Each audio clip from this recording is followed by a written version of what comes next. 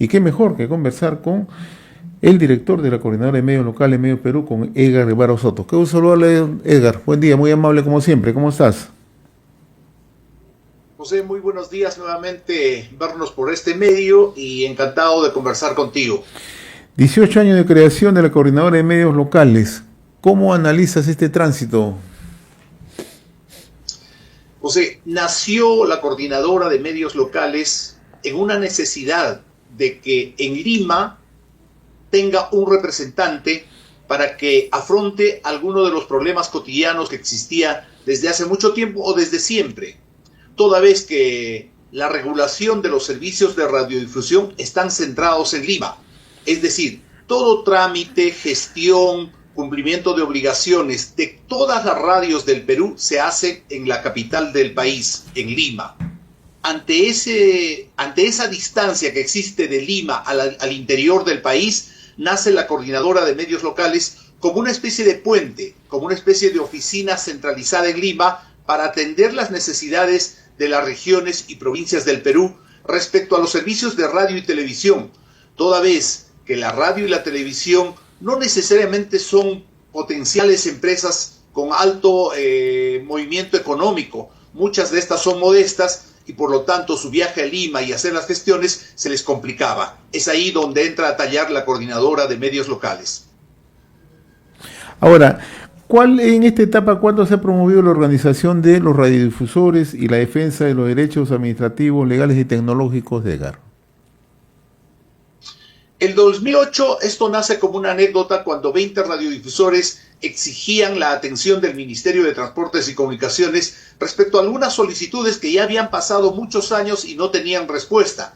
Entonces, estos 20 radiodifusores decidimos organizarnos para que de manera conjunta reclamar y acudir a las instancias correspondientes. Y es ahí cuando se va sumando uno a uno la cantidad de radiodifusores, que hoy hemos llegado a alrededor de 500 radiodifusores propietarios de estaciones de radio y de televisión que operan en los distritos y provincias del país. Ahí es cuando nace nuestra labor de representación, nuestra labor gremial, y unidos ya por supuesto en el camino hemos logrado muchísimas otras cosas más en beneficio del servicio de la radiodifusión. ¿A qué crees tú que ha surgido este mayor número, mayor incremento de radiodifusores en los últimos años? El incremento ha ocurrido al interior de la Coordinadora de Medios Locales del Perú. Quiere decir, el número de miembros de esta institución ha ido creciendo por la necesidad mismo que hay, como te había comentado al inicio, entre la comunicación difícil que hay del interior del país a Lima para hacer a veces trámites simples y cotidianos.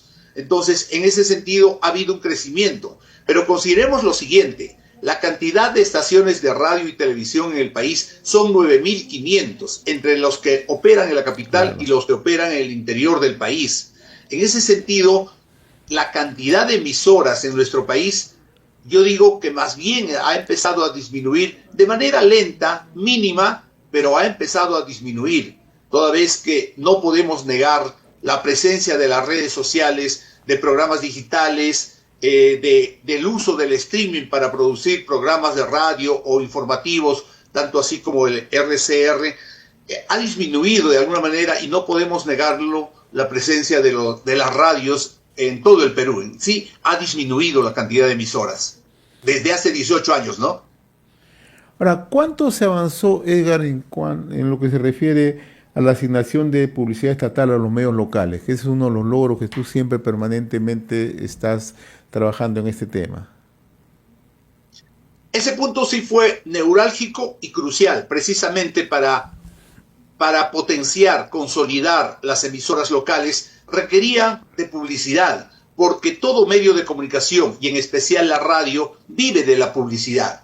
En el país, hasta que se promulgue la ley 31515, el 97% del presupuesto de la publicidad estatal, es decir, el dinero que presupuestaba el Estado para comunicar, era orientado y fijado y canalizado solamente a los medios nacionales, a los medios que operan en Lima y tienen repetidoras en el interior del país. El 97%.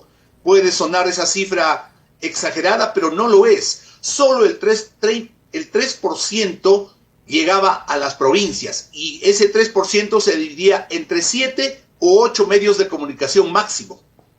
Con la ley de publicidad estatal o con su regularización se ha logrado que ese 3% se convierta en un 30% para los medios locales. Quiero decir que ahora, a partir de esa ley, 30% de este presupuesto nacional que usa el Estado para comunicar se debe de hacer e invertir en los medios de provincias. Ese es un gran avance. No es suficiente porque los medios de provincia son en gran cantidad y comunican a nivel nacional, pero creo que es un buen avance este 30% que se destina a los medios radiales y televisivos del interior del país. Ahora, dentro del trabajo de la coordinadora de medios locales, ¿cuál es en el momento la situación de las empresas radiodifusoras, la gran mayoría de empresas radiodifusoras en el país? Con la experiencia que tú tienes, tú viajas de manera permanente, te relacionas con los dueños, con los propietarios, con los directores de los medios. ¿Cuáles son los principales problemas que atraviesan en estos momentos, Edgar? La realidad actual de los medios de comunicación en el país es el siguiente.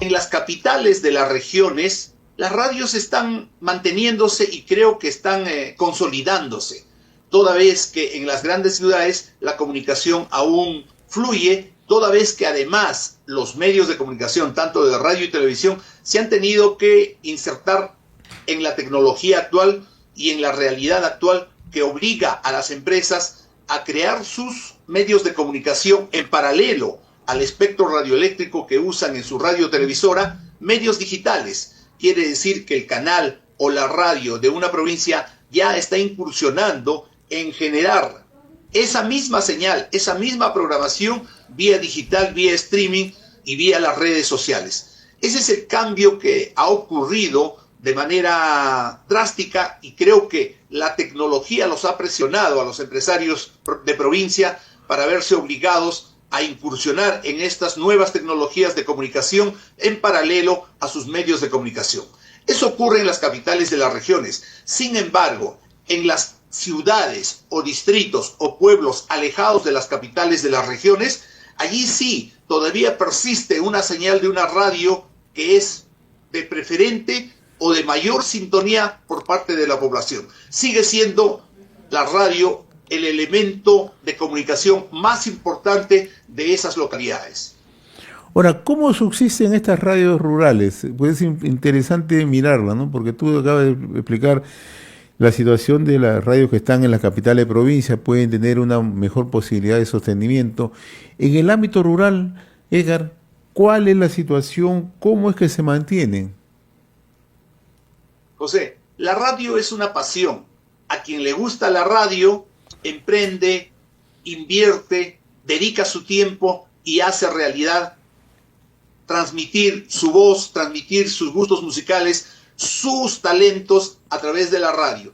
Y en las zonas rurales muchas de estos dueños de radios tienen una actividad paralela, sea la ganadería, sea la agricultura o sea una tienda o un comercio que tienen en menor escala, y con eso sostienen y mantienen su radio, y eso los lleva también a no operar las 24 horas del día, sino que hay muchas radios de los distritos y lugares alejados en el que solo transmiten por determinadas horas. Es decir, es un autosostenimiento, aunque ahora con la ley 31515 sí está llegando de manera eventual y en menor cantidad a estos medios la publicidad estatal. Por eso es que no es suficiente. Debe haber una acción del Estado de un sostenimiento o por lo menos de una exoneración de pagos de tributos e impuestos para que estas radios sigan vigentes y activas. Mucho más en épocas de emergencia. La radio se convierte en el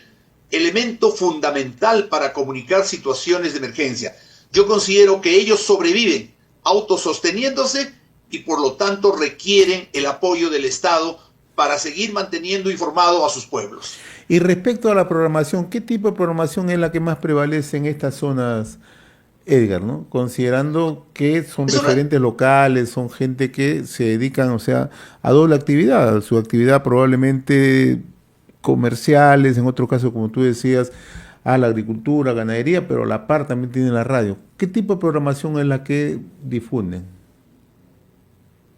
José, te sorprenderías que hay muchas radios que tienen el 100% de su programación con 100% de artistas propios y locales. Ah, qué bien. Vayamos al sur de nuestro país. Yeah. Hay una gran cantidad de cantantes consagrados, músicos consagrados y también aspirantes y en proceso de formación. Estos producen su música, producen sus cantos y estas son difundidos en el interior del país. Existe en el Cusco una radio que se llama Inti Raymi, que es propiedad de este dúo Condemaita de Acomayo. Así es. Ellos difunden el 100% de su programación música local del Cusco. Así cubren su total de su programación y es muy bien recibido, sintonizado. Lo mismo ocurre en otra ciudad, en Ancash, lo mismo. Artistas que vienen naciendo, creciendo o consagrándose, vienen usando las ondas radiales para promocionarse, para hacerse conocer. No necesariamente la programación de las radios de Lima llegan a las provincias en su integridad. No, parcialmente los escuchan, pero en mayor horas de consumo de radio lo hacen a las emisoras locales. Precisamente ¿por qué? Porque escuchan a su cantante, escuchan a sus músicos que producen canciones de su entorno. No son ajenas o foráneas, como yo los llamo, sino que son auténticamente del pueblo. Lo mismo ocurre con los noticieros de las radios que producen a nivel local. Estas se hacen en el gesto, en el dialecto y en el idioma o en las costumbres de cada pueblo, que es diferente en nuestro país diverso del norte y del sur y del centro, así como del oriente es diferente y las radios se adaptan. Esa es la esencia de la supervivencia de la radio, la identidad con su pueblo, la identidad con su ciudad, y eso los mantiene vivos y no logran imponerse ante ello las emisoras ajenas o foráneas que llegan de otras ciudades. Antes hablábamos de referentes nacionales, eso ha ido disminuyendo, hoy hay referentes locales. Cada radio identifica un referente tanto en la zona rural como en la zona urbana, Edgar. Sí, hay una marcada diferencia entre las emisoras urbanas o de las ciudades de mayor conglomeración de población que de las rurales. Las rurales, así como mantienen sus costumbres, su cultura, sus fiestas patronales, sus celebraciones de aniversarios, lo hacen en un marco cultural propio. Y eso los diferencia incluso de un pueblo a otro pueblo. Es marcada la diferencia y ahí está una emisora local transmitiendo esas costumbres, esas ideas, esas formas de hablar a sus ciudadanos. Esa es una diferencia. En tanto en Lima y en las principales capitales de las ciudades, la radio se mueve en función a lo económico, en función a lo comercial. Allí interesa cuántos ciudadanos o cuántos oyentes están escuchando la señal de la radio. Y en función a esa cantidad de oyentes es que se trabaja y se traduce en publicidad, en ingresos económicos. Entonces, esa es la diferencia esencial entre un medio de comunicación comercial de Lima y de las grandes capitales con un medio de comunicación auténtico de las provincias y pueblos y distritos del país. Ahora, ¿las transmisiones en vivo han aumentado en las estaciones de radio a través del YouTube o a través del Facebook? Sí, la tecnología sí ha ayudado muchísimo con la fibra dorsal integral que está recorriendo y facilitando la señal de internet en todo el país. Ha permitido que el teléfono celular permita una comunicación directa con lo que ocurre fuera de las cabinas, sea transmitido en vivo en las emisoras de radio. Y esto ocurre básicamente en los siguientes escenarios puntualmente. Actividades religiosas de cada uno de los pueblos son transmitidos en vivo, sea por la televisora o la radio local. Partidos deportivos de la liga provincial, distrital, son transmitidos por la radio y ahí es donde se capta la sintonía mayor de este entorno poblacional. Las actividades cívicas, los desfiles dominicales que se hacen en los pueblos de izamiento del pabellón nacional y desfile de aniversario de tal o cual institución educativa o social, son transmitidas en vivo por las emisoras locales. Y eso también los hace mantener comunicados con su población, toda vez que transmiten la vivencia del día a día de su población. Y eso sí ha aumentado considerablemente gracias a la tecnología y gracias a la facilidad que ocurre ahora hacer estas transmisiones en vivo desde cualquier lugar. En realidad, los avances son significativos, a pesar que también tenemos que considerar el avance de la tecnología, de las redes sociales, ¿no? ¿Cuáles son los planes de la coordinadora de medios? ¿Qué perspectivas tienen en el presente año y hacia adelante, mi estimado Edgar? José, gracias por tu pregunta. Ahora lo que nos preocupa es que la radio como concepto de esencia, que es transmitir de un lugar a otro lugar usando el espectro radioeléctrico por el aire, esto se ha distorsionado. Ese es el real concepto de una radio. Pero hoy la empresa Claro, a través de sus teléfonos que vende, tiene Radio Claro. El banco de BBVA, los bancos tienen su radio BBVA. Y así sucesivamente se han generado y creado radios, entre comillas, de distintas formas. El solo hecho de que a través de un aparato se pueda difundir música, audio o voz o sonido, ya se le está denominando radio. Hay que reordenar la casa, modificar la ley de radio y televisión y señalar específicamente qué es una radio como esencia y cómo se debe de denominar a aquellas emisiones de sonido, voz, audio y música a través de otros sistemas. No puede llamarse radio a unos circuitos cerrados que se hacen en unas entidades o una determinada empresa que tiene la facilidad de la comunicación y de transmisión de datos, lo ponga música y se le denomine radio. Hay que regular este tema. Ese es el punto número 1 de la agenda. Identificar y de una vez diferenciar lo que realmente es una radio y lo que es la comunicación en otros formatos o de otras formas. El segundo punto de nuestra preocupación es: hay que regular las redes sociales. El Estado ha abierto las puertas para que cualquier influencer, creador de contenidos, pueda ser parte de la publicidad estatal. Es decir, ya hay un porcentaje destinado a las redes sociales, lo cual nos parece bien, porque es bueno contribuir con los influencers y las nuevas formas de comunicar que aparecen en nuestro país. Pero estas no tienen ninguna regulación.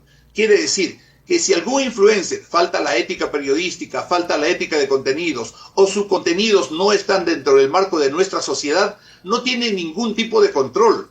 Por lo tanto, no podrían ponerse a la par de un canal o de una radio formalmente regularizada, formalmente fiscalizada y que tiene obligaciones que cumplir.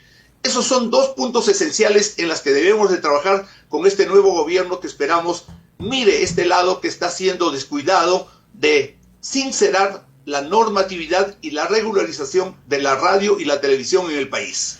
Muy bien, Edgar Guevara Soto, director de la Coordinadora de Medios Locales, Medios Perú. Quiero agradecerte la amabilidad, saludarte por estos 18 años que cumple la coordinadora y, como tú lo has dicho, promoviendo la organización de radiodifusores, la defensa de sus derechos administrativos, legales y tecnológicas. Y habrá motivo que en algún momento nos visites acá en RCR, Edgar, para seguir conversando sobre esto que nos apasiona, el mundo de la radio, el mundo de las comunicaciones. José, con todo gusto. Muchísimas gracias por estos momentos de conversación y pronto estaremos personalmente en tus estudios. Gracias y que tengas un buen día.